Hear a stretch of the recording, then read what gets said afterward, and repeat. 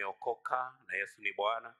Nafurahia Bwana sababu ya wokovu wa siku ya leo, na tena kwa sababu ya neema ambayo amenikirimia ili hata niweze kusimama mbele zenu hata kulinena hili neno la Mungu.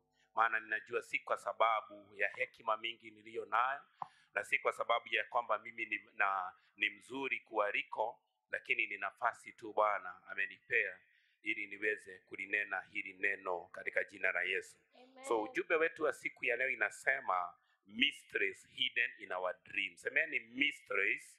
Mysteries. Someone else Zach, you can take a microphone. You'll be talking together with our sister there in Jesus' name. Say mysteries. Mysteries Hidden in our dreams. hidden in our dreams. Bwana Yesu asifiwe. Amen. So mchana wa leo nataka niwafundishe mambo makubwa sana ambayo huwa imefichwa katika ndoto za watu wa Mungu.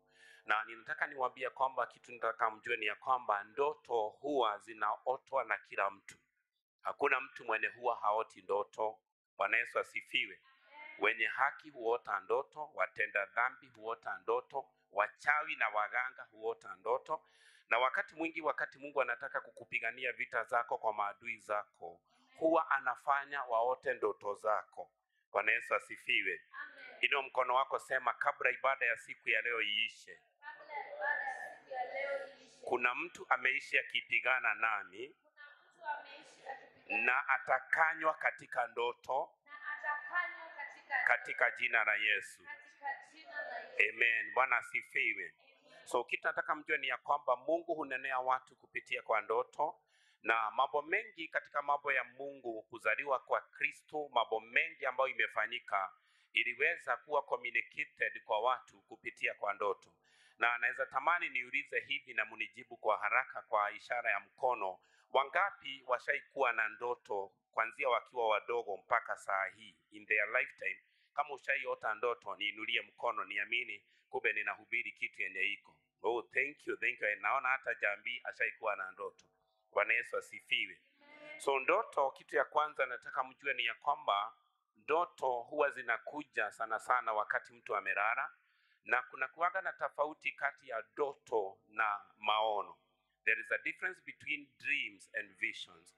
Na Biblia huwa inasema katika kitabu cha Yoeli 2 mstari wa 28 ya kwamba nazo siku za mwisho Bwana atamimina roho wake juu ya watu walio na mwili. Na Biblia huwa inasema ya kwamba na vijana wataanza kuona visions, wazee wataota ndoto. Bwana Yesu asifiwe. Amen. Praise the name of the living God. Amen. So siku ya leo ninataka niwafundishe kitu ambao nilikutana nayo katika Biblia na ikabariki moyo wangu sana, na nikapata jawabu ya mambo mengi nimeishi nikijiuliza. Na ninajua kwamba hata wewe kuna maswali kwa maisha yako inaenda kujibiwa. Kuna magonjwa itapona siku ya leo. Kuna mateso itafika mwisho katika jina la Yesu. Bwana Yesu asifiwe. Another thing that I want you to note before I go to the word of God ni ya kwamba, nani atanisikia? Ni ya kwamba ndoto huwa zinatoka, ninaweza hesabu hata na kidole. Ya kwanza, ndoto hutoka kwa Mungu. Ya pili, unaweza ota ndoto ya kishetani. Ya tatu, unaweza ota ndoto yako wewe mwenyewe kulingana na hali yenye uko na vile umekula na vile umeshiba.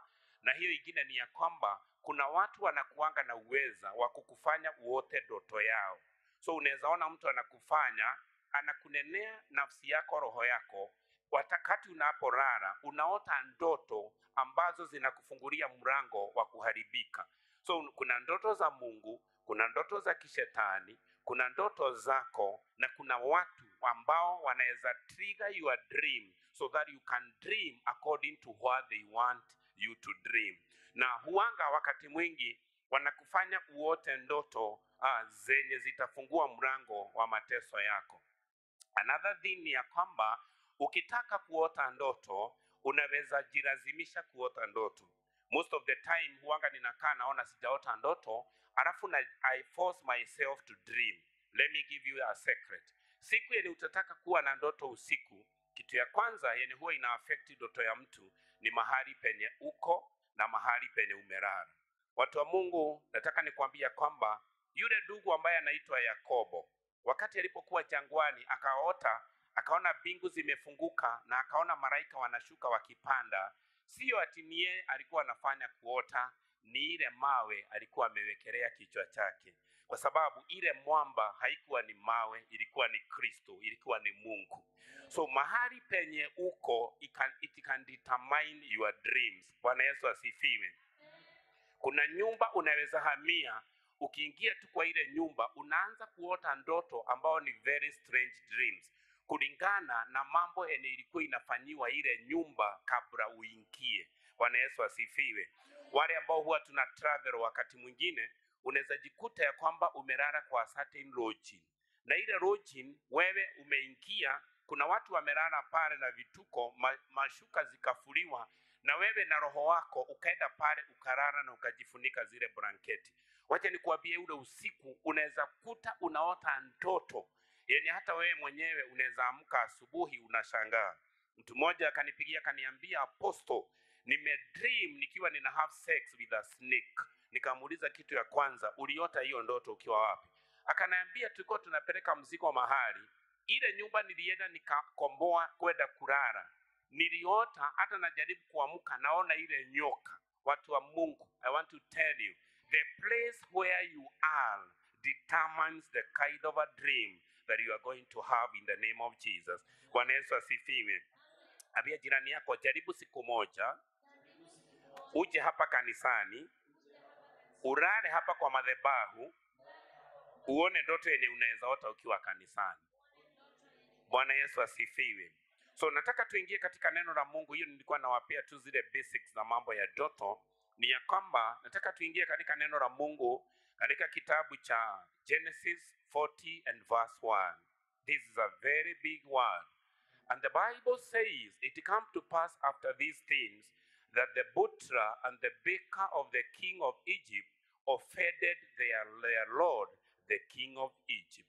Biblia inasema mahali hapa, nitaenda nikielezea ya kwamba ilifika mahali ya kwamba yule ambaye alikuwa ni wa kutengenezea mfarume mfinyo, semeni mfinyo, semeni wine, yule ambaye alikuwa ni wa kutengenezea mfarume wine na yule ambaye alikuwa wa kutengenezea mfarume mkate, walifika mahali wakakosea mfarume sana, wakafanya mfarume akasirike sana. So jibu ni, nataka ujiulize swali, ni nini chenye kilifanya mpika mkate na mwenye kutengeneza divai wakasirisha mfarume? Bwana Yesu asifiwe. Twende mstari wa pili haraka, media team. Biblia inasema, and Pharaoh was angry with the two officers, the chief butler and the chief baker. Neno Mungu inasema, na mfarume akawa Farao amekasirikia sana hawa maofisa wakubwa ambao walikuwa kazi yao ni wale walikuwa wamewekwa upande wa mfinyo na wale ambao walikuwa wamewekwa upande wa mkate. Twende mstari wa tatu. Mtatu inasema, so he put them in custody. Biblia inasema, so he put them in custody in the house of the captain of the guard, in the prison, the place where Joseph was confined. Biblia inasema wakati Farao alipokasirika, hawa watu akawaweka gerezani, na mahali penye alikuwa amewaweka gerezani ni mahali ambapo huyu ndugu ambaye anaitwa Yusufu aliyekuwa ameota ndoto zamani. Nataka muone watu ambao wako gerezani, watu watatu, na kitu nimewafanya wakuwe katika gerezani ni sababu ya kwanza ni ndoto, na watu wawili ni kazi yenye wanafanya. Lakini kwa sababu hawa watu walikuwa gereza moja na Yusufu, ninaona wakiota. Nataka nikuambie, ukikaa, kuna watu unaweza kaa karibu na wao na unajikuta unaota. Ukiangalia huyu dada ambaye anaitwa Sara, wakati mfalme Abimeleki alipoona Sara akamtamani, japokuwa alikuwa ni mzee, wakati wa usiku akiwa amelala, aliota ndoto akiambiwa, wewe umekufa.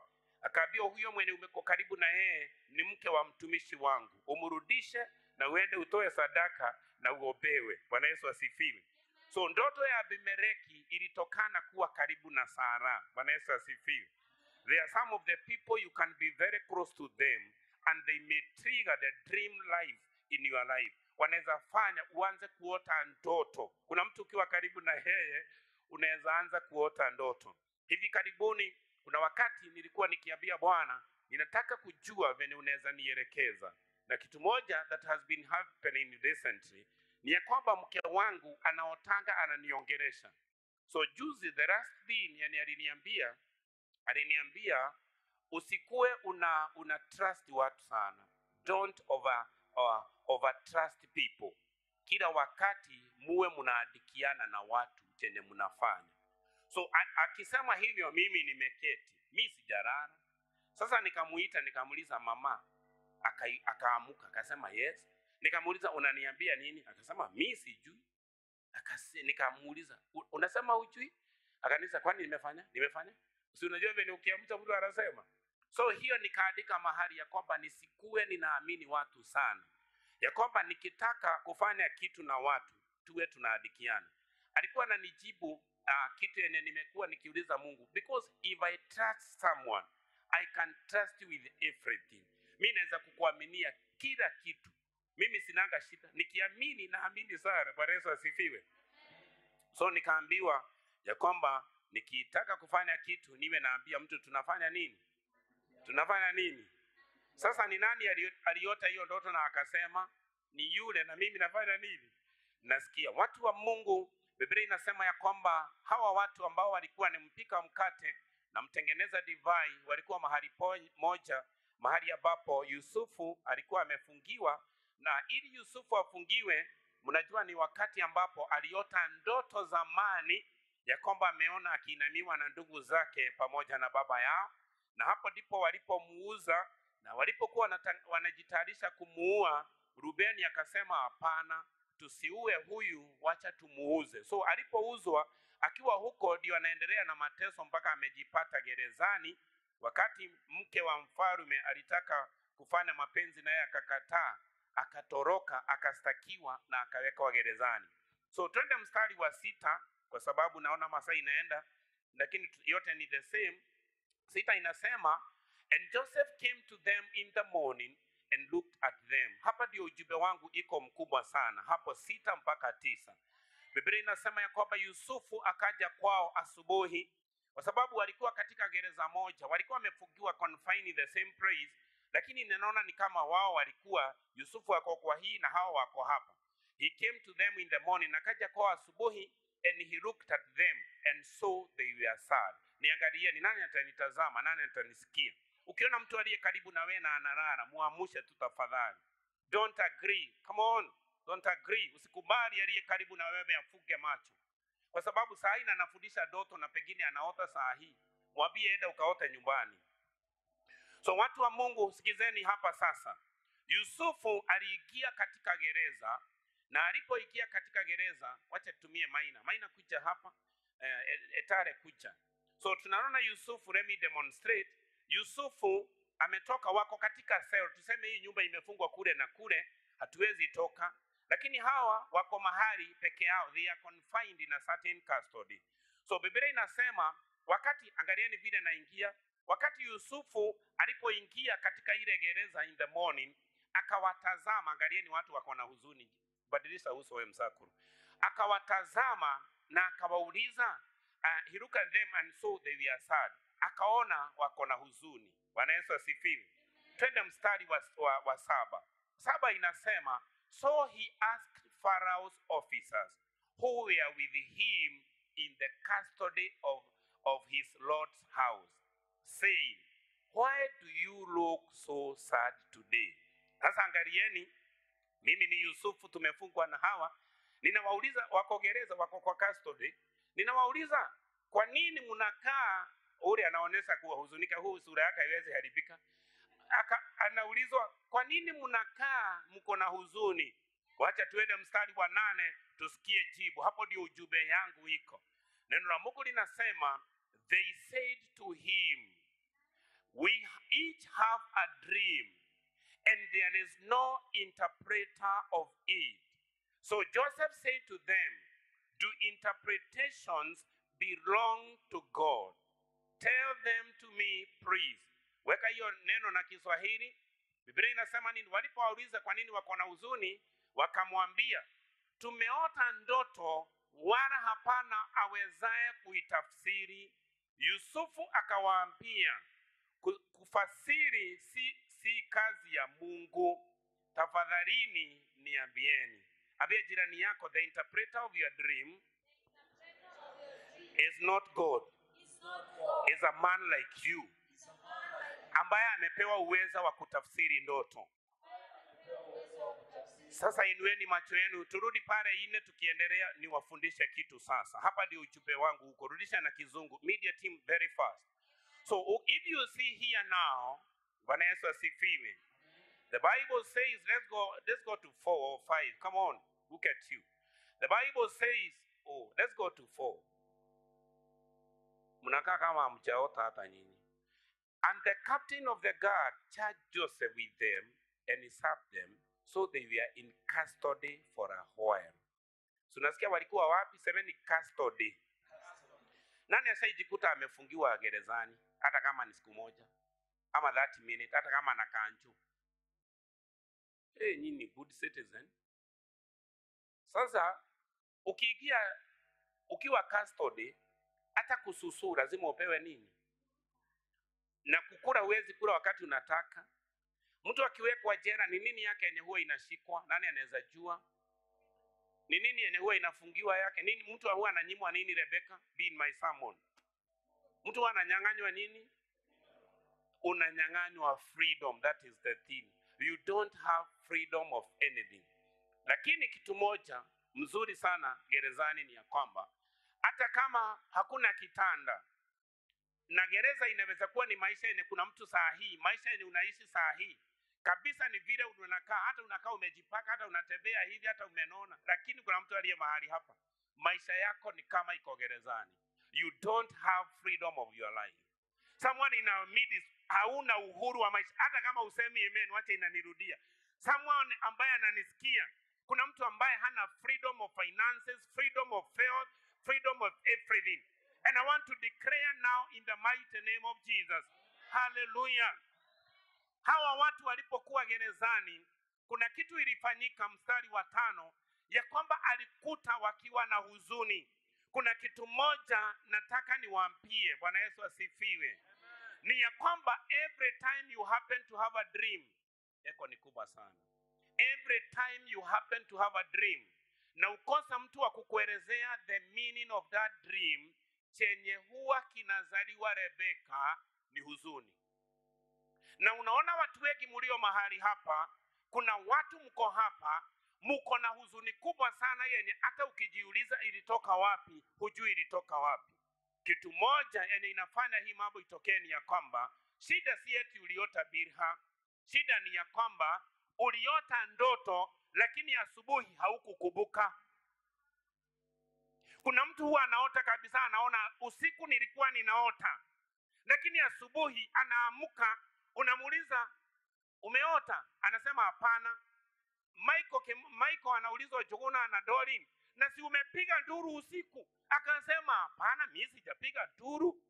Kwa sababu shida ni ya kwamba kuna watu we dream, but in the morning we don't remember ya kwamba tuliota. Hiyo ni ya kwanza. Watu wengine nao huwa tunaota, Bwana Yesu asifiwe, na hata watu mwenye huwa anasema nilikuwa naota na hata sikubuki. Anaotaga every time, lakini hajuagi yeye huota nini. Na wakati wowote, nani atanisikiza? Every time, kwa sababu sisi ni wanadamu, regardless umeokoka ama hujaokoka, watu wote huota. Unapoota ndoto na unakosa kupata the interpretation of your dream, chenye huwa kinatokea, you find yourself sorrowful. Wacha niseme na Kiswahili, tuketi maina. Wakati wowote, mwanadamu wowote, mimi na wewe na watu wote, unapokuwa katika ndoto na wote ndoto, na ukose kuijua ili upewe ufahamu wa hiyo ndoto, chenye huwa kinaingia kwa nafsi ya mtu inakuwaga ni huzuni. Kuna watu wengi walio mahali hapa, hata ujaribu kumfanyia nini, hawawezi wakafurahia. Because there is a dream they happen to dream one time, and they never had a chance to get the interpretation of that dream. Nemora iko ado akai? Wacha nikose kuwa muinjilisti sasa, wacha nihubiri kawaida.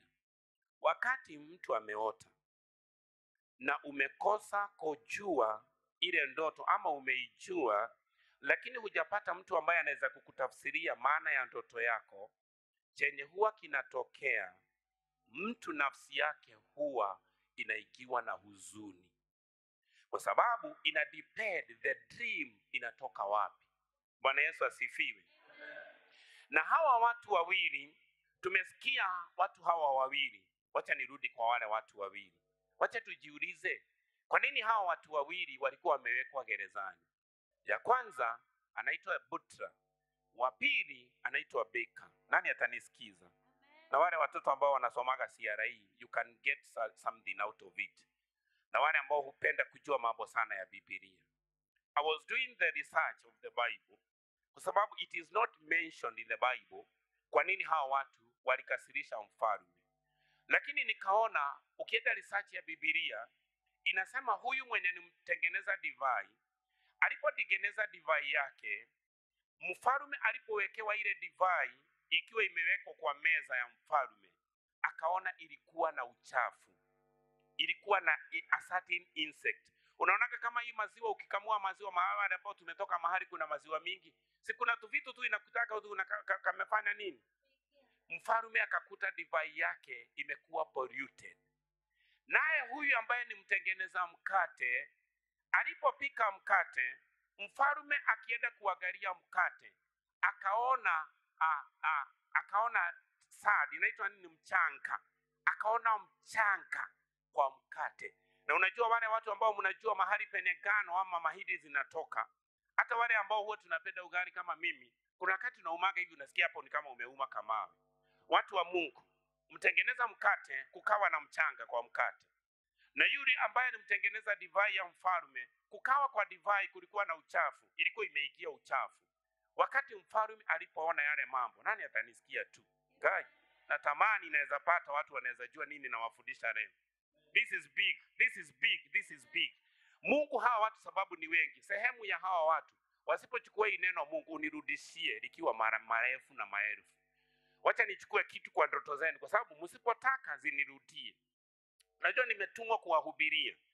So huyu mfalme tunaona mkate na tunaona mtengeneza divai. So wakati walipoenda wakaambia Yusufu zile ndoto, twende pale mstari wa tuone zile ndoto, mstari wa 9. Twende 9, let's go to 9, and you need to wake up you people. The Bible says the chief butler, huyo ni mtengeneza divai, told his dream to Joseph. Akamwambia Yusufu ndoto yake. Behold, in my dream a vine was before me. Akamwambia katika ndoto yangu mimi niliona mzabibu iliyokuwa mbele yangu. Twende mstari wa 10. And the vine were 3 branches. Na hiyo mzabibu, hiyo mti ilikuwa na branches 3. Bwana Yesu asifiwe. It was as though it is banded. It blossomed, shoot forth, and cluster brought forth with ripe grapes. Akamwambia niliona, na katika ile miti 3 ambayo ilikuwa kwa hiyo mzabibu moja, ni kama ilikuwa inatoa ingine maua na ingine imetoa zabibu zenye hata zimeiva. Bwana Yesu asifiwe. Twende mstari wa 11. Let's do fast. Biblia inasema 11. Then Pharaoh's cup was in my head. Akasema na niliona nilikuwa na kikombe cha mfalme kwa mkono wangu. And I took the grapes and pressed them into the Pharaoh's cup. Anasema na nikaona katika ile ndoto ya kwamba tena niko na kikombe cha mfalme kwa mkono wangu, na finya zile divai naweka katika ile kikabu. And press the cup in Pharaoh's hand. Na nilipoweka ile divai, nilipozifinya kwa ile kikombe, nikapea mfalme, nikaweka ile kikombe katika mkono wa Farao. Twende mstari wa 12. Sasa naona niko na 60% of the church, 40 is already not with me. And Joseph said to him, this is the interpretation of it.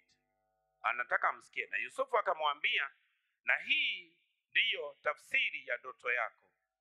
The 3 branches are 3 days. Akamwambia hizo zenye uliona, afadhali gitao tutafute blackboard niwe na wachorea. Ile branches mmeona 3, akaambiwa hizo ni siku 3. Twende mstari wa 13. Now within 3 days Pharaoh will lift up his head and restore you to your place. Akaambiwa katika siku 3 Farao atakusamehea na atakurudisha katika kazi. Wewe utatoka gerezani, utaenda, and you will put Pharaoh's cup in his hand. Na vile uliona unamimina zile nini na unampea, utatoka na utaenda kurudia ile kazi ya kuserve, kumpea mfalme kikombe yake, according to the former manner, kama vile ulikuwa unafanya hapo bereni when you were in his butler, wakati ulikuwa kazi yako ni ya kutengeneza mfinyo wa mfalme. Twende mstari wa 14. But remember me when it is well with you, and please show kindness to me, make mention of me to Pharaoh, and get me out of this house. Akamwambia, na wakati utakapotoka katika hii nyumba, unitaje mbele ya mfalme ili niweze kutolewa katika nyumba hii ama katika gereza. Bwana Yesu asifiwe. Sasa mmesikia, huyo ni mtengeneza mfinya. Ameambiwa kwamba wewe butler, ndoto yenye uliota, kwa sababu wote wawili waliota ndoto, lakini hawakuwa na mtu wa kuwatafsiria. Na nimewaambia, every time you fail to have the interpretation of a dream, ile ndoto yenye uliota na hukupata mtu wa kukuambia maana yake, chenye ilipanda ndani yako ya nafsi yako iliweka huzuni. Na watu wengi, wacha nikuambie, magonjwa mengi yenye saa hii dunia imejaa nayo ni kwa sababu mingi yao inatoka from sorrow. And let me tell you, people of God, sorrow ndio imebeba most of the diseases. Most of those diseases about tunasema ni vital diseases zinatokana na huzuni. Na inawezekana ni ndoto moja uliota. Maybe God was trying to communicate with you. God was trying to make you, alikuwa anataka kukukanya kitu na wewe ukakosa kusikia. Na ulipokosa kupata mtu ambaye akikutafsiria, kuna mtu Brown pale amefuka macho vizuri. Watu wameanza kuota vile na hubiri juu ya ndoto, my God. Robert, abia watu amke. Gai. Amen. So huyu mtu ambaye ni wa kutengenezea mfalme mfinyo, yeye ameambiwa kwamba ataachiliwa, na tena ameambiwa kwamba atarudishwa katika kazi yake. Bwana Yesu asifiwe. Sasa wacha tuende kwa yule ambaye ni mtengeneza mkate. Kuna ujumbe mkubwa sana pale ambao imebebwa pale. Sasa tuende katika 16. Let's go to 16. 16 nasema, and when the chief baker saw that the interpretation was good, akaona kumbe huyu mwenye tulikuwa tumefungwa na yeye ambaye ni wa kutengeneza mfinyo, yeye amesemekana siku 3 ataachiliwa. Akaona yake ilikuwa mzuri. He said to Joseph, akasema kwa Yusufu, I also was in my dream.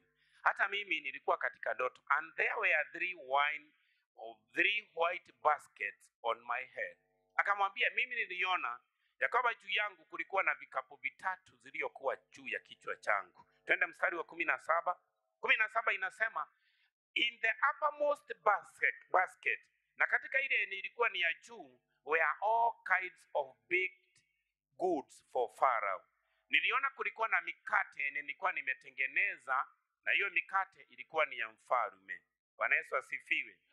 And the bird ate them out of the basket of my head.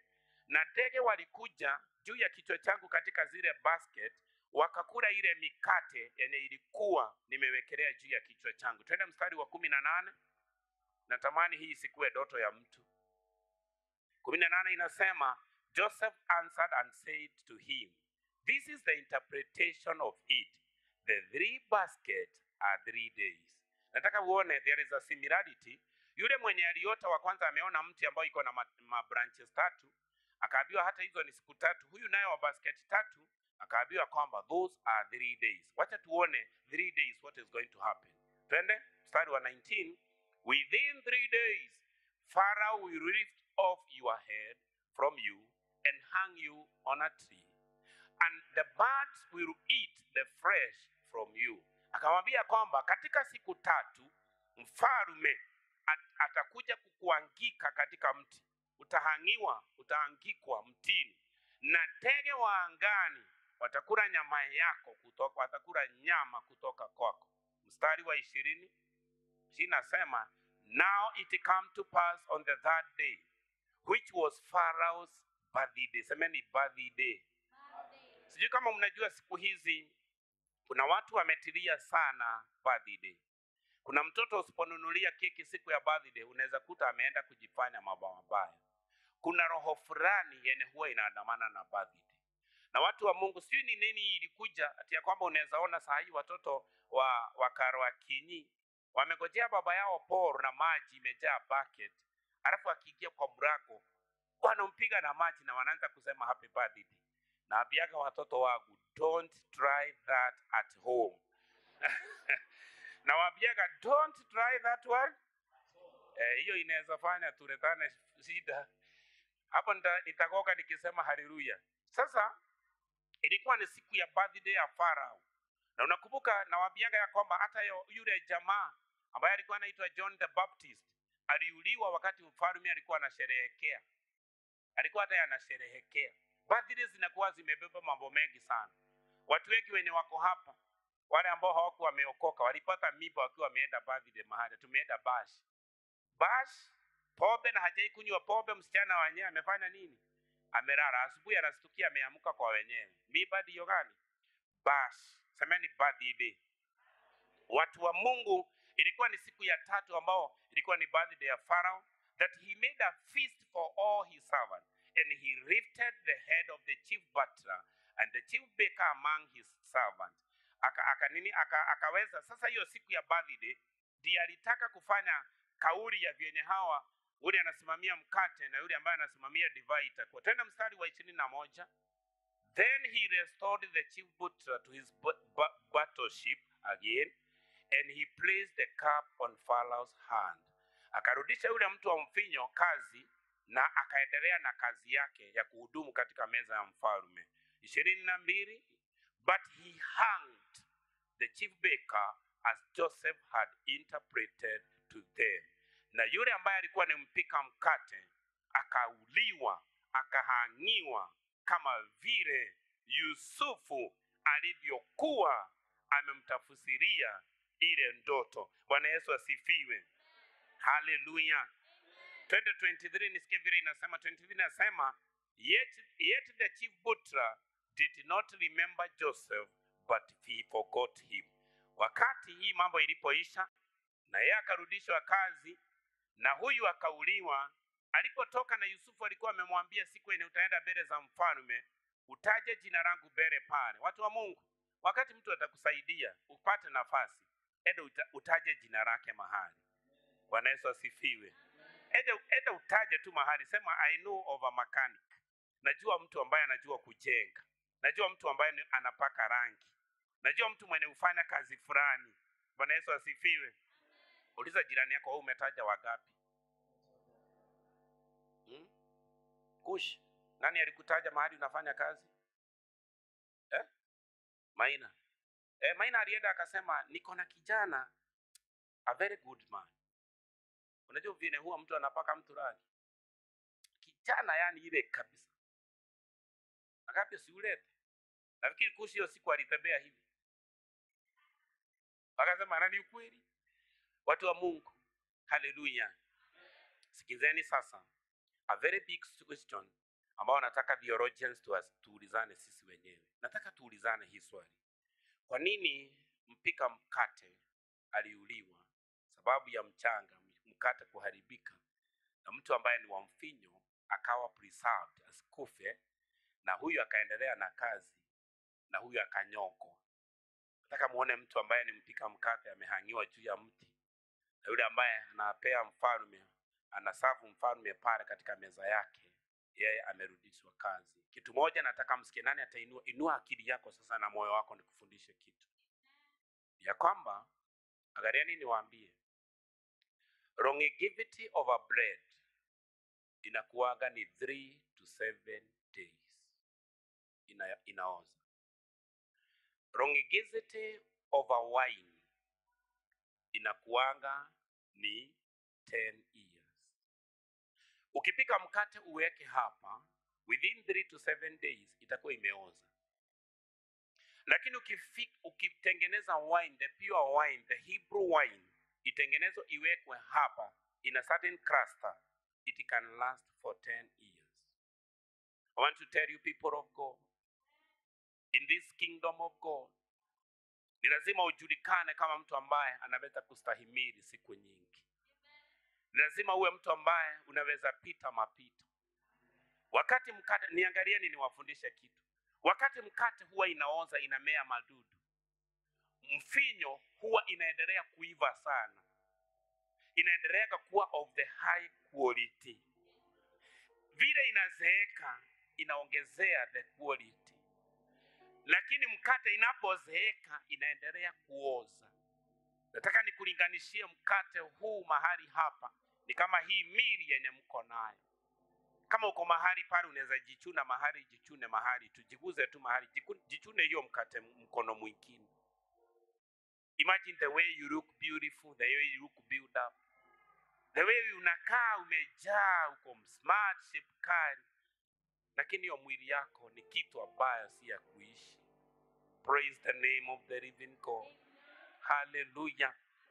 Lakini hii mfinyo, hii divai, hiyo sio pombe hii yenye tunasema, kwa sababu katika mambo ya Mungu hakuna ibada ingefanywa bila kuwa na divai. Hata sasa tukitaka kufanya Holy Communion tunaitumia hata na mkate, lakini mkate huwakilisha mwili, lakini divai huwakilisha damu.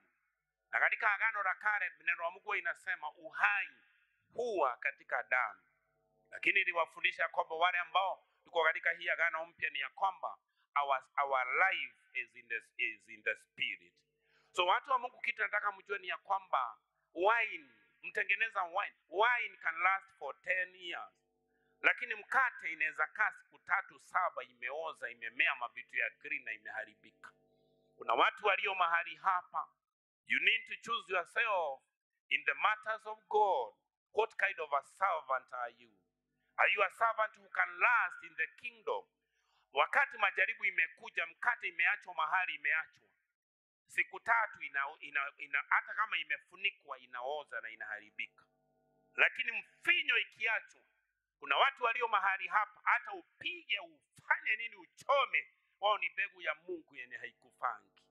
They can still endure every kind of oppression. Wanaweza kustahimili kila majeraha yote. Another thing that I want you to understand ni ya kwamba, nani atanisikia, kuna hatari kubwa sana ya watu ambao wako karibu na mfalme. Kenya, we have a king, we have a president. Na kuna makelele mingi sana ambayo inaendelea saa hii Kenya, kwa sababu kuna mtu mmoja karibu sana na yeye walikosa kupelekana vizuri. Na mimi sikuweko na wewe hukuweko, so sisi tusiingie pale. But I want to precaution you people of God. There is a very dangerous thing kwa mtu mwenye huwa anatumika karibu na mfalme. Unaweza kufa anytime and you can be promoted anytime. Kuna hatari kubwa sana kwa watu ambao wako karibu sana the anointed of God. You can be lifted anytime and you can die anytime. Let me tell you. Ninaona mtu ambaye aliishi akitengeneza mkate. Kila wakati anaitengeneza, anaikata, anailalisha hivi, anapeleka mbele ya meza ya mfalme. Baada ya siku 3 alikuwa amehangiwa na amesahaulika. People of God, every time you are operating within the boundaries, within the limit of an authority, wakati uko karibu na mamlaka makubwa, mahali pale unaweza inuka na mahali pale unaweza ukaisha. Bwana Yesu asifiwe.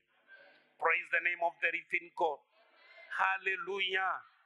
Sijui kama ushaiona mtu ambaye amezoeana na pasta mpaka anamuita pasi. Pasi ni aji. Hey, pasi mwenye ukikufa anaweza kukuzika Thursday. Na aseme mwili na irudi kwa mchanga, irudi kwa mchanga. Pasi mwenye Biblia inasema ya kwamba anaweza ulizwa nafsi yako, atasimama mbele za Mungu, niulizwa mlipotelea wapi. Unajua nikifikiria hiyo kitu najiulizaga, Mungu, hii kazi ni gani? Kwa sababu we shall be answerable. Vile mumenyamaza ninawanenea, Biblia huwa inasema every person will be accountable for every word yenye aliongea. Sasa unafikiri nimeongea maneno mangapi? Na kama kuna mahali nimekosea, I will be accountable for that word. People of God, let me tell you, every time you are close to the authority, wewe ambao pengine nyumbani kwenu wewe ndiye mtoto mwenye baba anapenda sana sababu uko na pesa, wengine wanadharauliwa, wewe ndiye kusikika. Wacha nikuambie, the same father who blesses you, if you fail, ukikosa kutimiza penye baba huyo wako mnaendelezanga na yeye, siku moja atakuletea shida. Wewe mnakunywa pombe na yeye, anakwambia ndiye mzee, kaa hapa, siku moja ngoja utaona, utamkosea atoe suruali na akojoe aseme vile nimekojoa na wewe uishe hivyo, na wewe uishe. Watu wa Mungu, nilipokuwa nikiangalia hii ndoto ilianza kunifundisha mambo mengi. One of the things that I learned out of this dream ni ya kwamba every time you happen to have a dream in your life na kuna kosa kupata utafsiri wa ile ndoto, chenye huwa mtu anavuna inaingiaka kwa nafsi yako, inakuanga ni nini? Huzuni. Kuna watu walio mahali hapa, their lives don't change. Miaka yao unaangalia mtu anasema 30 years anakaa kama mtu wa 65 kwa sababu ako na huzuni. Kuna mtu aliye mahali hapa hata umfanyie nini hawezi furahi, na kufurahi kwake atakuumiza kwa sababu in them there is sorrow. Watu wa Mungu, nataka niwaambie, ndoto zenye umeota na hujawahi pata mtu ambaye anaweza kukuelezea the interpretation of your dream, chenye kilifunguka mlango kwa maisha yako, ulifungukiwa na huzuni. Kuna mtu aliye hapa uliota ukinyang'anywa vitu na wewe ukaona ni kawaida, na kuanzia hiyo siku huzuni ikakuingia na vitu zikaanza kupotea. Watu wengi walio mahali hapa uliota ukajiona uko hospitali na watu wanakuja kukuangalia, na tangu hiyo siku ukaanza kugonjeka kila wakati na umeishi hospitali, umetumia pesa zako na kila wakati pesa zinapotelea hospitalini. Ninajua kuna watu ambao ninanena na wao, they have a certain dream, huanga hawajawahi pata maana ya hiyo ndoto. Chenye imefanya hiyo ndoto imekufungulia mlango wa huzuni. Na watu wa Mungu, nimewaambia most of the sicknesses in the world zina source from sorrow. Roho ambayo iko na furaha, Biblia inasema roho yenye furaha ni kama dawa kwa mifupa, lakini roho ambayo iko na huzuni inakula mifupa. Watu wa Mungu, there is a certain dream uliota, ulipoamuka hata ukakuta unatetemeka. Wengine uliota ndoto ukapiga nduru, mama bobo amsho mahali penye yako, ukapiga nduru, mume wako ama mke wako akakuuliza what is happening, neke maina anauliza ni nini, anasema sijui ni nini, tuko wapi, ni nini? Watu wa Mungu, watu wenye mko hapa, wengine uliona nyoka inakuuma, wengine ambao mko in the families uliona unakibizwa na kitu yenye iko na pembe kubwa sana. Every time you find yourself dreaming with an animal, a buffalo or anything with big horns, inakuwaga ikikwambia your family is in danger. You are going to separate with your man, you are going to separate with your wife. Kutakuwa na shida katika familia. Uliota hizo ndoto na wewe ukasahau. Na wacha nikwambie, ulipoota the message was already communicated.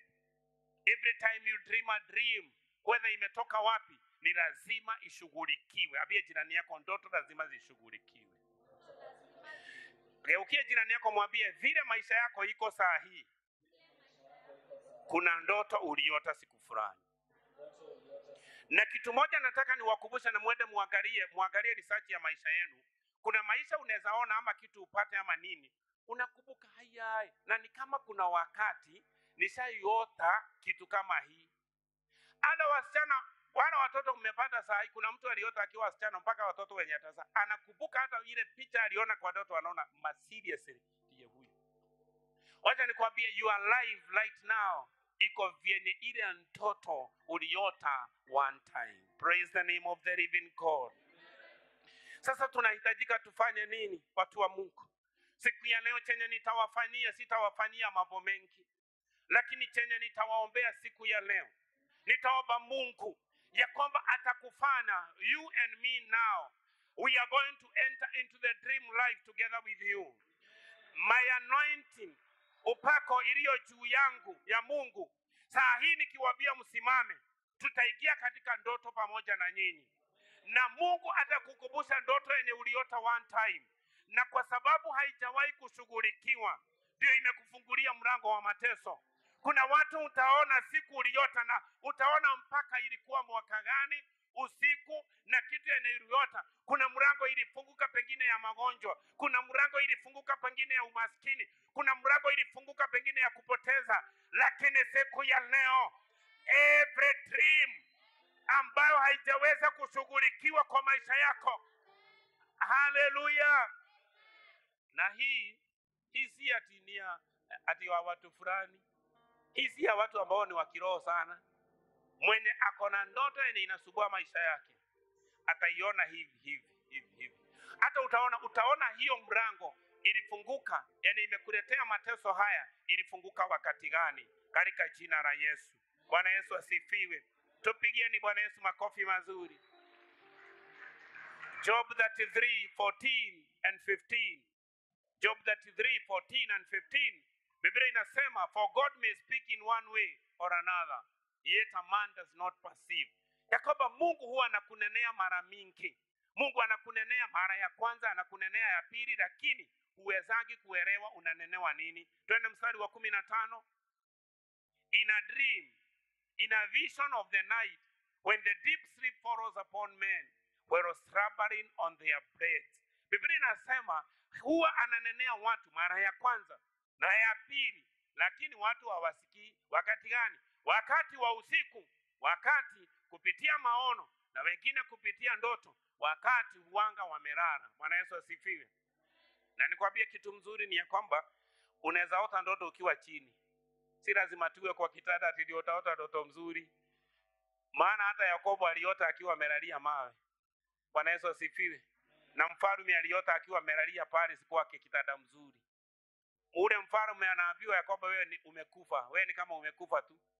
Na huyu naye Yakobo anaona mbingu zimefunguka rada, anaona malaika wanashuka wakipanda. Everyone anaweza kuwa na dream. Na let me tell you people of God, praise the name of the living God. Saa hii ni wakati wa kumwambia Bwana, ile ndoto yenye ulinifanya niote na nikaisahau, Jehova Mungu nikubusha siku ya leo. Na kama naweza pata time with one on one with the person, naweza kumwambia nimwambie, say God remind me of a dream yenye niliota. Kwa sababu right now, maisha yenye mnapitia right now ni maisha ya ndoto fulani uliota nyuma huko. Kuna watu ambao uliota ndoto hukujua, wengine uliota na ukaichukulia rahisi. Lakini hiyo ndoto yenye uliota ndio saa hii ina trigger your life, ndio inakudrive saa hii. Bwana Yesu asifiwe. Wacha tusikie vile inafanya ili tusimame tuombe. Katika kitabu cha Job 4:12. Job 4:12. Now a word was secretly brought to me, and my ear received a whisper of it. Semeni Job 4:12. Biblia inasema ya kwamba na neno likaneno kwa masikio yangu, na masikio yangu yakasikia a whisper of it. Yakasikia kama habari. Wacha tuingie katika usiku sasa. Tuko usiku sasa. Wacha tuingie usiku. Kwa kaka jirani yako mwambie wacha tuingie katika ndoto sasa. Mwambie wacha tuingie usiku. Mstari wa 13, twende 13. In disquieted thoughts from visions of the night, when deep sleep falls on men. Twende mstari wa 14. 14 inasema, fear comes upon me, and terror which made all my bones sick. Turudia 12, tusome na Kiswahili, weka na Kiswahili from 12 ili watu wasike. Sikizeni sahi, someni katika runinga zetu. Basi nililetewa neno kwa siri, sikio langu lilisikia manong'ono yake. Twende. Katika mawazo yaliyotoka katika maono ya usiku, hapo usingizi mzito uangukiapo wanadamu. Na najua hata nyinyi mnapenda kulala kama mimi. Twende 14. Hofu iliniangukia na kutetemeka, iliyoitetemesha mifupa yangu yote.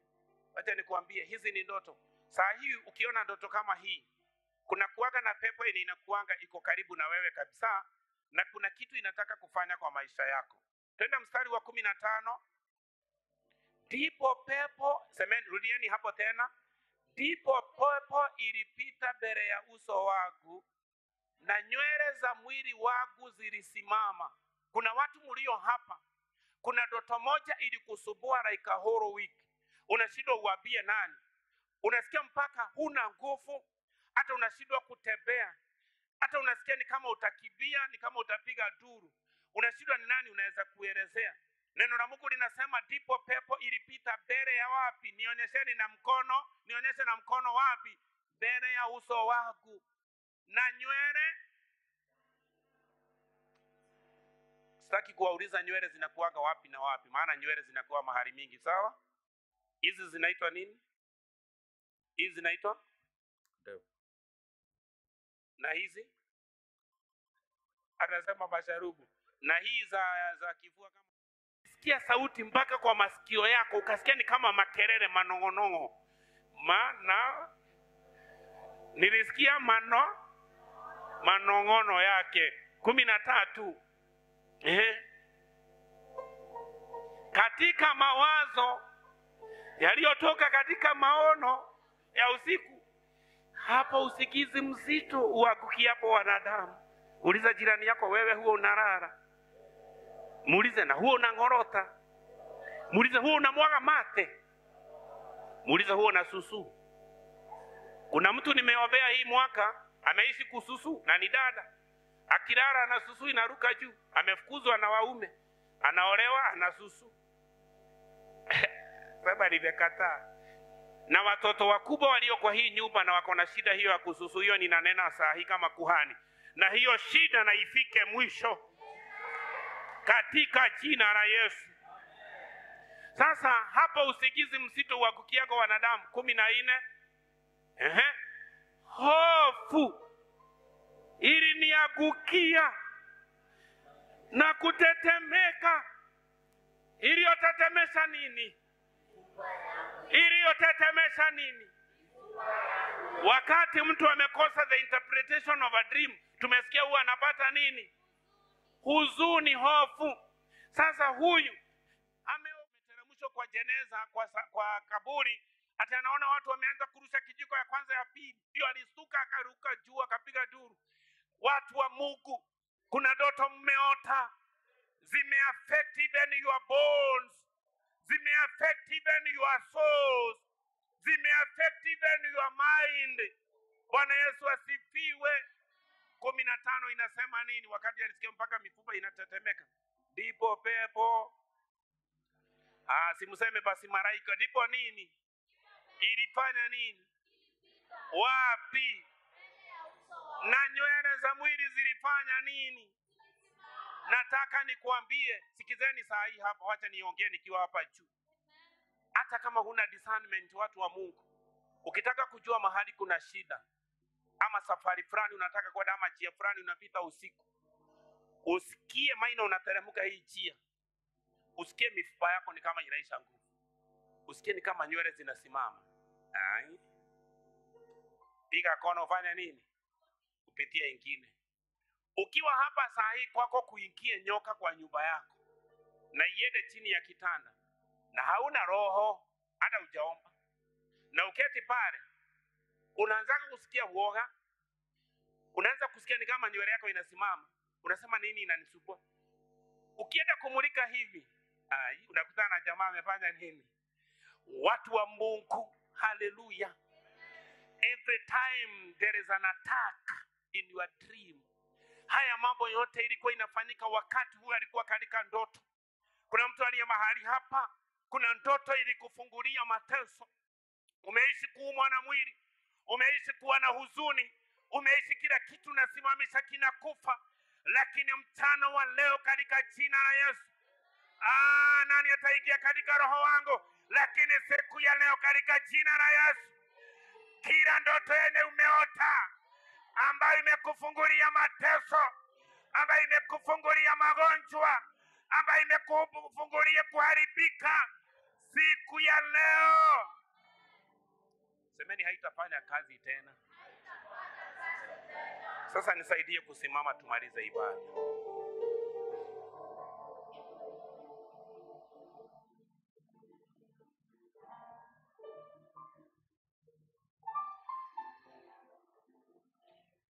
Haiwezi isha, ibada ni kubwa, neno ilikuwa kubwa. Daniel 1:17. Daniel 1:17. mi huwa natafsiria mtu ndoto na siwezi kosea sana. One thing with my dreams, nikidream huwa nina dream your dream, nita dream na nikupe even the solution of that dream. Biblia inasema, and as of those 4 young men, hawa ni vijana wanne ambao ndio nataka tusome pamoja, and someni pamoja, and someni and wambi mwenye ako na microphone anakaaje, tuseme and in all visions and dreams. Bwana Yesu asifiwe. Amen. Semeni, inua mkono wako, sema Lord, Lord, give me the understanding give me the understanding of visions of visions and dreams. and dreams. Mwambie Bwana nipe Bwana nipe ufahamu ufahamu wa maono wa maono na ndoto, na ndoto, ili nisipoteze, ili nisipotee, ili unaponishauri ili unaponishauri niwe ninajua, niwe ninajua, katika jina la Yesu. katika jina la Yesu. Endelea, mwambie Bwana nipe, give me wisdom, Give me wisdom. let me understand Let me understand my dreams my dreams and my visions and my vision. in the name of Jesus. In the name of Jesus. Hallelujah. Amen. Niangalieni niwaambie kitu sahihi, nataka tuende katika usiku. Because the Holy Spirit is so faithful. Watoto hata nyinyi nataka mkue very keen. Watoto, kila mtu. Juzi mtoto wangu Prudence aliota ndoto ya nyumba yao. Akaenda, akaona mahali penye amelala kwa bedroom yake. Alipoamka, alienda kwa mama yake, amekasirika. Anauliza mama yake, yaani mama, tuko huku, hatuko kwa ile ndoto nimeona usiku. Mama yake akamuuliza, kwani umeota nini? Mimi nimeota tuko kwa nyumba yetu, huyu ako hivi, iko hivi, iko. Anamuelezea. Watoto huota ndoto, wazee huota ndoto, hata wewe huota ndoto. Na mimi nataka nikuambie saa hii, because there are some of the dreams zenye mliota. Na kabla tuingie katika dream life together with you, upako wangu nitairuhusu itembee katika nanyi, katika usingizi, katika ndoto zenu. Kwa sababu, and the thing that we are now trying to trace in the dream, nataka tuangalie mahali penye kuna shida ilitokea, ama mahali penye Mungu alitaka kukuinua na akakwambia personally, lakini wewe haukuweza kupata the interpretation of the dream. So right now, nani atanisikia? Simsikie. Right, sasa nawapea instruction. Right now, chenye utaona, utapewa mpaka hiyo ndoto, utasikia ukiambiwa, na hii ndoto nilikuwa nimekupea, na maana yake ilikuwa 1, 2, 3, 4, na kwa sababu hukuweza kuijua, umeenda hasara ya 1, 2, 3 up to the number that you are going to be shown in the mighty name of Jesus. Hallelujah. Bwana Yesu asifiwe. Amen. This is very prophetic. Just look at me. Look at the altar. Greet me with your hand. I want to translate you to become the word of God. Father, in Jesus' name, hawa watu wanakupenda. Hawa watu wameota ndoto. Hawa watu ndoto zao zimebeba hata kuinuliwa kwa ulimwengu. Kuna watu waliota wakifufua, wengine waliota wakihubiri, wengine waliota wamekimbizwa, wengine waliota ndoto nyingi, lakini wengine hata waliota lakini hawakujua chenye waliota. Baba Mungu, saa hii katika jina la Yesu, Roho Mtakatifu, tembelea watu hawa, wafanye kuwakumbusha even the date, even the month, even the year, in the name of Jesus. Weka mkono wako sasa chini, tulia katika uwepo wa Bwana, funga macho yako, twende na wewe mahali katika ulimwengu wa ndoto. Na ukisikia unaremewa, kwa sababu sitaki mtu anguke kwa katika nyumba la Bwana, nataka ukisikia unaweza remewa ukae chini. But right now, twende in your dream life. Roho Mtakatifu afikisha ile siku yenye uliwanenea. Neno lako ni la ukweli, limejaribiwa mara mengi na limethibitishwa kuwa ni la ukweli. Watu hawa wengi wako na huzuni, watu hawa wengi wamepoteza, lakini Bwana, ona vile ulivyo mwaminifu. Remind them that day. Mine are going to the dream life. Go into that night. Let's go to that night. Mind not. Go into that night. Hallelujah. Oh my God.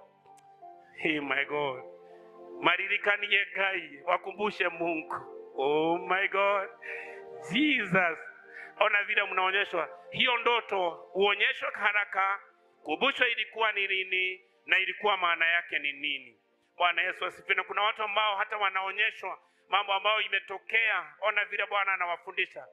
Keep on getting the understanding of your dream life in the mighty name of Jesus. Hallelujah. Ona vile Bwana anakukumbusha. Ona siku anakukumbusha. Wengine unakumbusha ukiwa msichana. Hallelujah. Wengine unajiona wakati ulikuwa kijana mdogo, kwa sababu kumbuka Yusufu aliota ndoto akiwa miaka 17. So even a young man of 17 years can have a dream that can have an impact in his or her generation in the mighty name of Jesus. Hallelujah. Thank you Lord. Sasa mkiwa katika ile ulimwengu wa ndoto, zile ndoto zenye ni za ukweli, inua mkono wako uanze kushukuru Bwana. Na zile ambazo si za Mungu na unaona zimekufungulia mlango wa mateso, tumia huo tu mkono wako uanze kuziharibu katika jina la Yesu. Ona vile Bwana anawapenda. Mungu anawapenda kabisa. Ukiona ni kama unaweza kuwa na shida, unaweza keti. Hatutaki kuwa na shida. Wale ambao wanaona zilikuwa mzuri, raise up your voice before God. Wapia zitokee sasa, zifanyike. Na wale ambao mnaona ni mateso ilifunguka, kuna mlango ilikufungukia, umeishi umekimbizwa na mambo ambayo hata huyajui, ni wakati wako sasa ya yale mambo uyasimamishe katika jina la Yesu. We cannot be silent. Huwezi jinyamazisha penye unajifanya hore. Ndoto ni yako, ni uishughulikie, na kama hauishughulikii ni shauri yako. Siwezi kosa kukuambia hivyo watu wa Mungu. It is your time now to nullify every evil dream that you happen to dream. It is now your time to approve every dream that you dreamed and it never materialized, because by that time you never received the interpretation of your dream.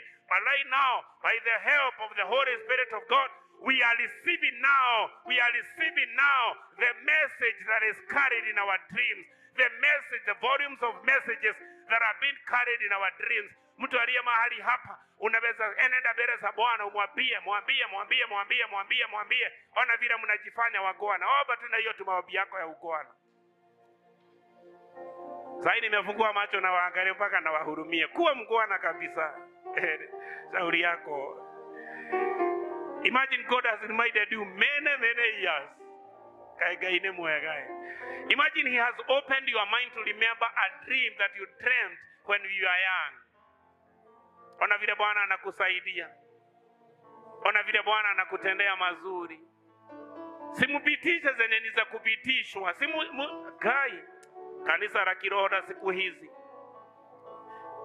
Na ile yenye ni ya kuharibu, siuharibu. Siuharibu hiyo uharibifu, siuharibu hiyo mauti. Siuharibu hiyo kupoteza watu wa Mungu. Uliota unanyang'anywa mtoto na huyo mtoto ona vile ameharibika. Siuharibu hiyo mambo. The message was communicated but you failed to act. Ulikosa kushughulikia hiyo kulingana na vile ilikuwa imekuja. Watu wa Mungu, ni wakati wako sahihi. Zingine pitisha, zingine haribu katika jina la Yesu. Zingine pitisha, zingine haribu katika jina la Yesu. Someone pray. In Jesus name. Hallelujah. Bwana Yesu asifiwe. Unajua wakati mwingine watu wanaweza sema, apostle anapenda watu waombe. Sasa nitakosa kutaka muombe niwafanyie nini? Amen. I want you to see how faithful our God is. Nani ambaye Mungu amemkumbusha ndoto aliota zamani sana? Mtu mwenye amekubushwa a dream that he dreamed many years ago in our midst.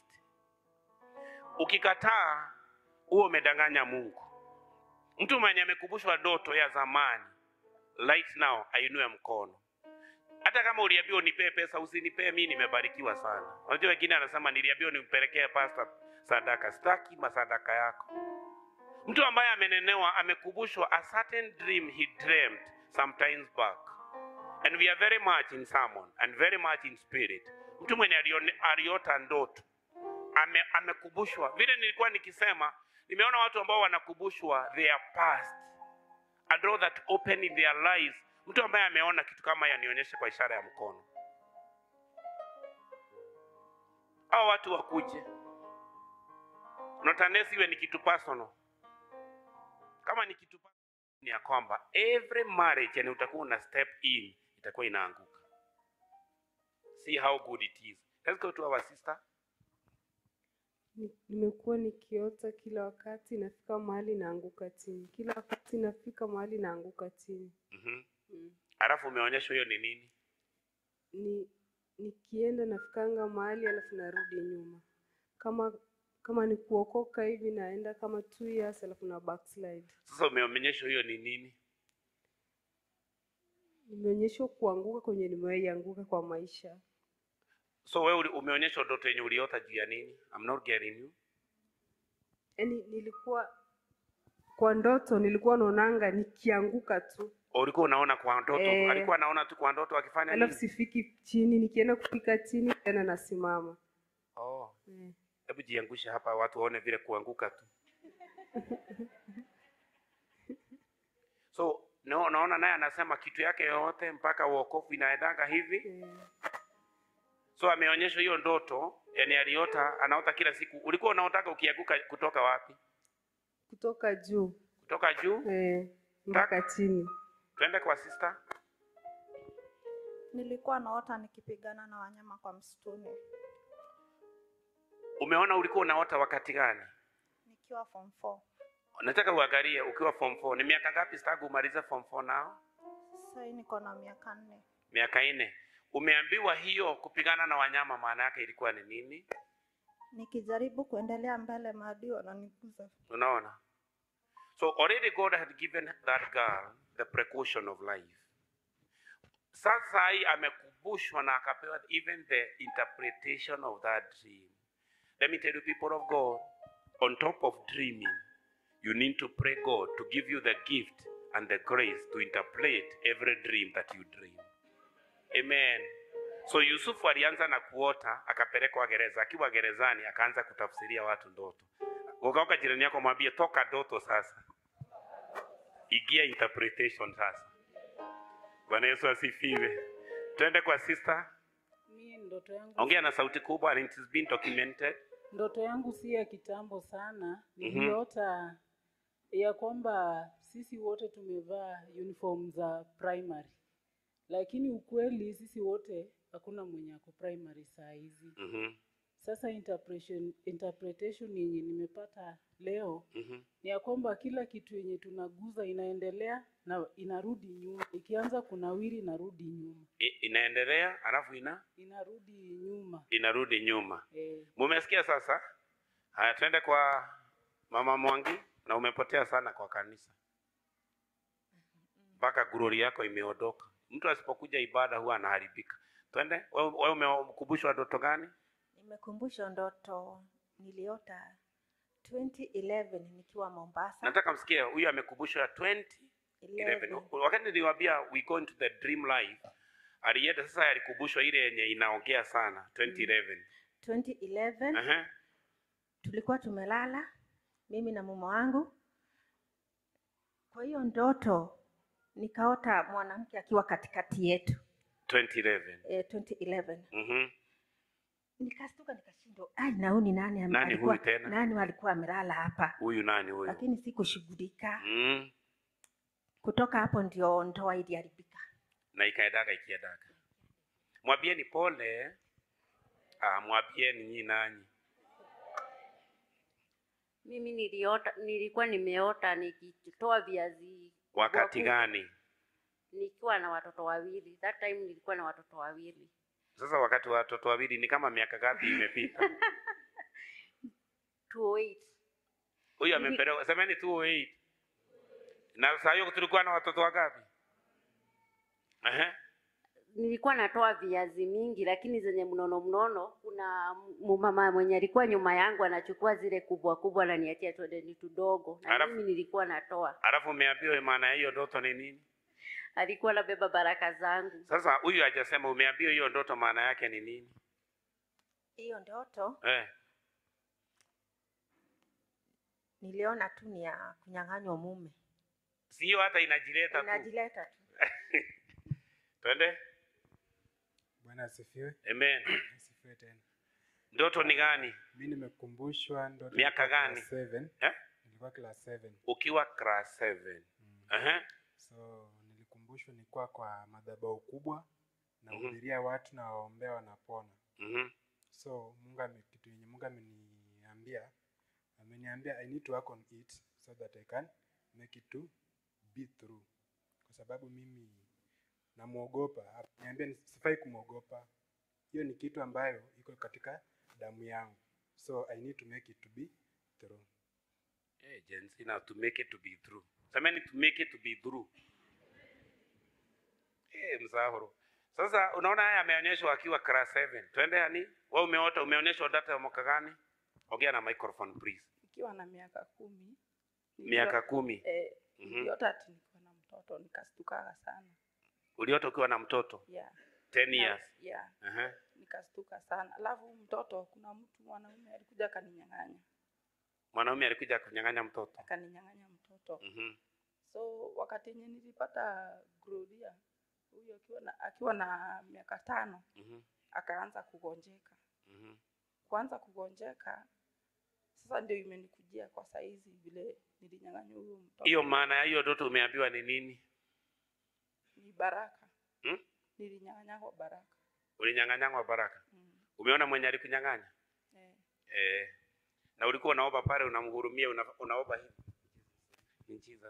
In Jesus name. Mungu ahurumie sana watu wa Mungu. Inapo iwe onio mwako uliku. Agirigere na igere. Anasema ameonyeshwa ndoto ya 2002. How many years back? 20? 23 years ago. Umeonyeshwa nini mama Wambui? Nimeonyeshwa. Ongea na microphone. Nimeonyeshwa tukiwa sisi watoto ya mama Beth. Ya mama yako? Wasichana. Tukiwa sisi tunaletewa madawa hivi tuwe maskini. Tajirana giko warotete atanyina apoi. Warotete mwaka girigire nemo hivi ciana cia Bethi. Tugikirio dawa nigetha tutuike athini. Dawa icio ciahanaga atia? Zilikuwa zinagajizwa dawa bulikuwa mdrarushi. Ndio hena karatathi. Ndio ndio igana. Alafu umeonyeshwa hiyo ni nini? Wero kimniki kiu. Maskini. Maskini. Bakara saba. Soso ndio atakurira, soso ataka kuli. Maskini. Haya twende. Nimeonyeshwa 2015. 2015 niliota ndoto nimeenda kwa mazishi. So ile time ya kuview mwili. Ile time ya kuview mwili kuenda kuangalia. Nilikuwa naangalia. Kwa ndoto songea mbele tunasikia Nilikuwa naangalia kwa hiyo glass, sioni mwenye ako ndani, najiona mimi. Oh my God. Ilikuwa 2015. Sasa sikizeni. Kwa ndoto anaenda kuangalia mwenye amefanya nini? Simurudie, anafanya kuangalia mwenye amefanya nini? Hiyo mnataka roho kusema amekufa. Mwenye amefanya nini? Alafu akiangalia anaona nani? Sasa mlikuwa mnakataa kujibu hivyo kwa nini? Sasa na tangu hiyo wakati nimekuwa tu siko sawa.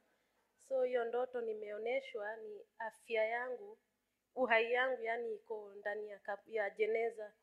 Imefinyiliwa ndani ya jeneza. So umeambiwa maana hiyo ndoto ni nini? Afya yangu na uhai yangu iko ndani ya jeneza. Jesus. Unajua wewe ulikuwa juzi nilikuombea, pressure yako ilikuwa inakuja ngapi? Yako ilikuwa ni hivi ama ni hivi? Ilikuwa chini. Inaenda hivi kabisa mpaka anaambiwa na daktari wewe unaweza. Na mtoto wako? Hata yeye nilimpata na 6 months akiwa 1.2 kg.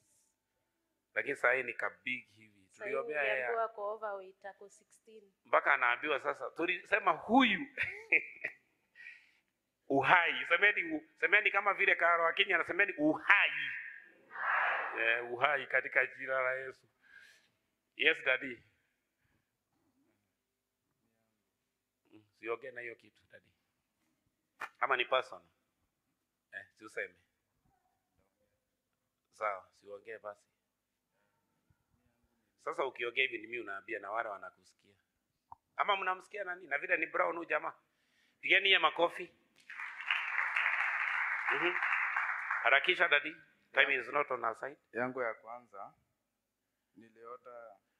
Umeonyesha ndoto gani? That is the question.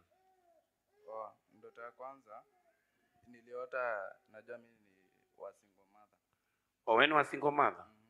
Oye, pole sana. Hata mimi ni wa single mother na unaona vile nimetunda. Watoto wa single mother hai. Au, kwani mko wengi aje? Uliota aje? Harakisha dadi, you are wasting time. Unaona vile haro wa shosho wamemaharakisha na wewe ni kijana chap chap. Kuota hivyo, niliota ati kuna mzee mwenye alikuja home. Alafu kukakaa kama siku mbili. Sasa microphone una. Kukaa siku mbili, nikapigiwa simu nikaambiwa kuna mwenye nitaongea na yeye mzee. Kukaa akaniambia ndo babangu. But sijaitikia hivyo. Sasa ilikuwa ni kwa ndoto? Nilikuwa nimeota hivyo. Alikuwa anafanana na mimi maana naona kama ni wangu. Okay, tuendelee. I'm making comic. Ndo nikaambiwa mom ndo alinipigia. Akaniambia kuna mwenye atakupigia mtaongea na yeye. Kunipigia akaniambia ati yeye ndo babangu. Tukameet siku moja tu. Tujameet tena. So ilikuwa ni kwa ndoto? Hata vile mlimit ni kwa ndoto? Tulipata sasa physical. Alafu ingine acha huyu aseme yake.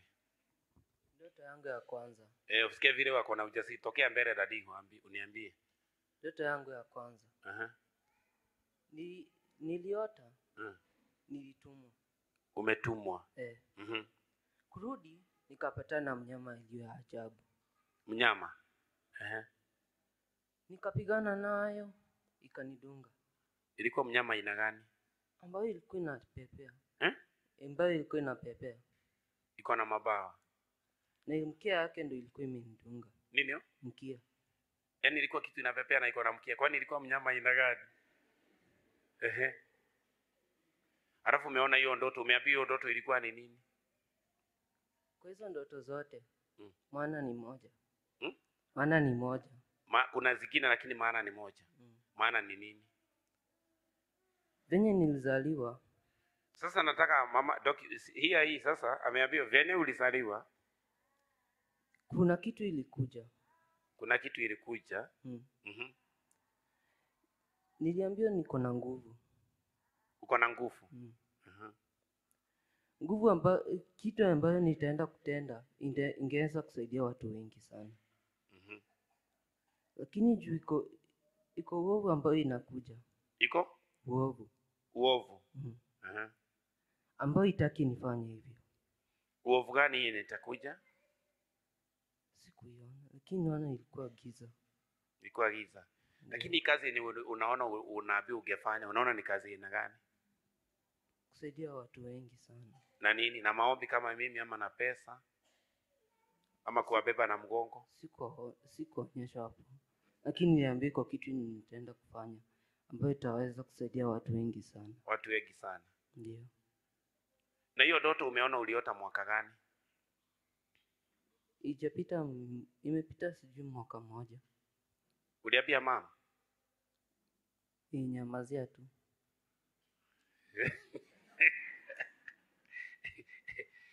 Bwana Yesu asifiwe. The same way it is happening to these people, I know that it has happened in your life. Bwana Yesu asifiwe. Katika hizi ndoto zote ni gani ambao ni very serious na msiibe kura? Nionyesheni. Ni gani? Mwalimu? Huyu. Sababu ameambiwa hata sasa maisha yake iko wapi? Iko kwa jeneza. Bwana Yesu asifiwe. Mama Max ukibie. Unajua ungekuwa unajua venye nataka kufanya. Asha mliambiwa aje jana kwa mkutano? Ajue kenye mchungaji wake anataka kufanya ama kenye anataka. Yes. Unajua hata hugojei hata nini. Unaweza nitoe msichana kwa the grave aniangalie na wewe enda na kule. Dudolewe nawe. Come on. Joe. Father, in the name of Jesus. Close your eyes. Let's go to that night. Jesus.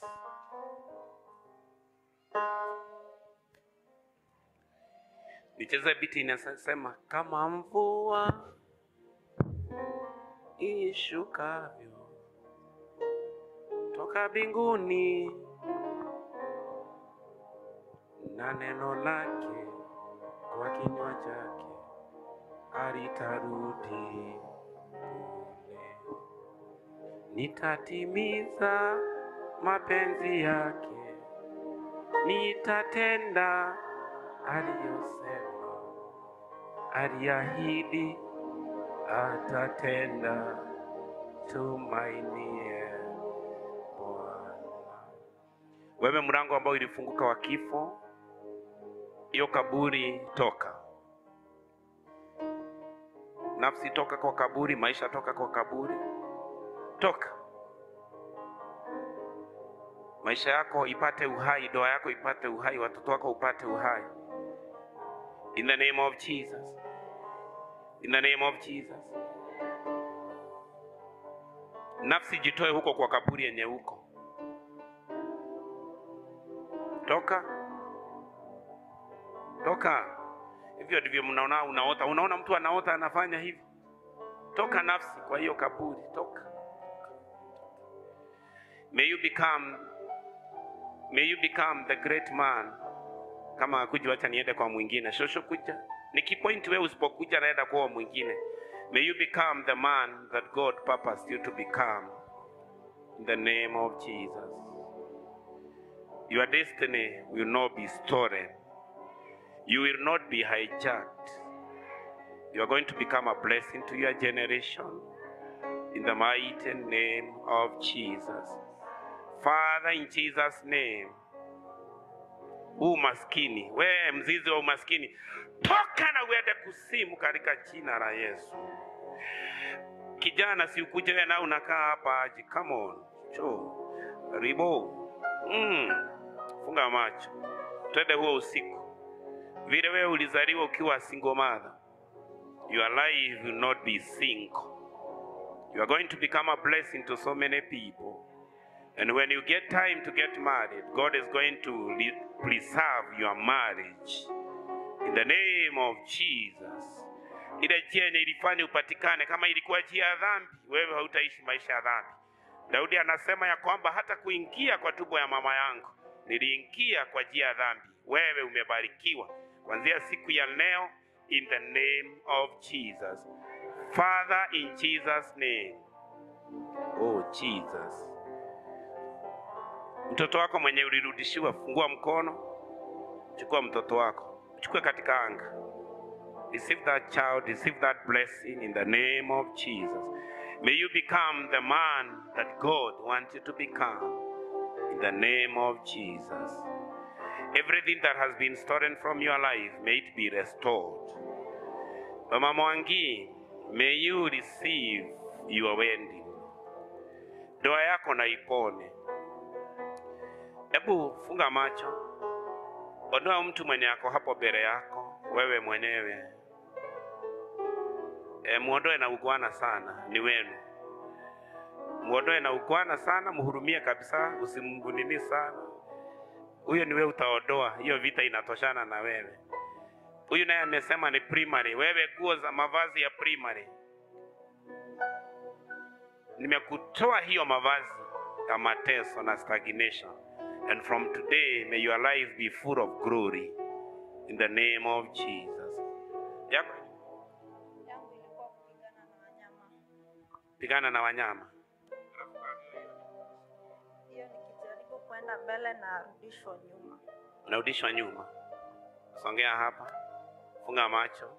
Wanyama wenye walitokea kwa ndoto yake, ndio hao hapo mbele yako. Wapige na mkono wako, ukiwashinda, umeshinda hiyo vita na watu wenu. Yako ilikuwa ni stagnation. Amen. Inua mikono yako. Say from today, Lord, clothe me the garment of glory. In Jesus' name. Ya mrembo wetu alikuwa ni Ingia kwa moto. Nikianguka kwa moto. ukianguka kwa moto, funga macho. Moto ndio hii iko mbele yako, yenye uliota na ukaonyeshwa. Zima hiyo moto na mikono yako, izime na ugwana kabisa. Vile utataka kuizima, izime. Ukiacha kidogo, imeisha. Chukua hiyo maisha yenye iko kwa hiyo moto, funga macho, chukua. Put it on your heart. Chukua hata ya watu ya jamii yenu. In the name of Jesus. Amen. Udada anaitagwa nani? Anaitagwa? Marion. Itaneni kama vile Lazaro aliitwa na sauti kubwa na Yesu. Semeni Marion. Raise up. Sema Marion. Come back to life. In the name of Jesus. Amen. Marion, rudi katika uhai wako, na mavazi yote ambayo ulikuwa umevalishwa kifo iondolewe katika jina la Baba, Mwana na Roho Mtakatifu wa Mungu. Na zote tuseme na neno litaendelea. Bwana Yesu asifiwe.